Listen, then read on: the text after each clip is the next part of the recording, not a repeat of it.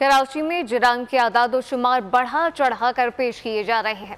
वज़ीर दाखिला सिंध ने न्यूज़ कॉन्फ्रेंस की कहा कि कारोबार चलता है तो क्राइम भी हो जाते हैं। कराची में लूट मार खत्म करेंगे। कच्चे के डाकुओं की वजह से सक्खर मोटरवे बंद होने की बात दुरुस्त नहीं है। एक ज़िंदगी का कारोबार है, ये जो चलना है, इसमें क्राइम भी होगा और लेकिन हीनियस क्राइम्स के हवाले से ये हमारे डिस्ट्रिक्ट काफ़ी स्ट्रीट क्राइम का इशू है। स्ट्रीट क्राइम का हाइप भी एक क्रिएट की गई है कराची में। ये जो वाक़यात स्ट्रीट क्राइम के हो रहे हैं, इंशाल्लाह इसको हम करब करेंगे और इनको ख़त्म करेंगे। और मुझे अपने पुलिस ऑफिसर्स पर, अपनी पुलिस कमांड जो है उस पर एतमाद है।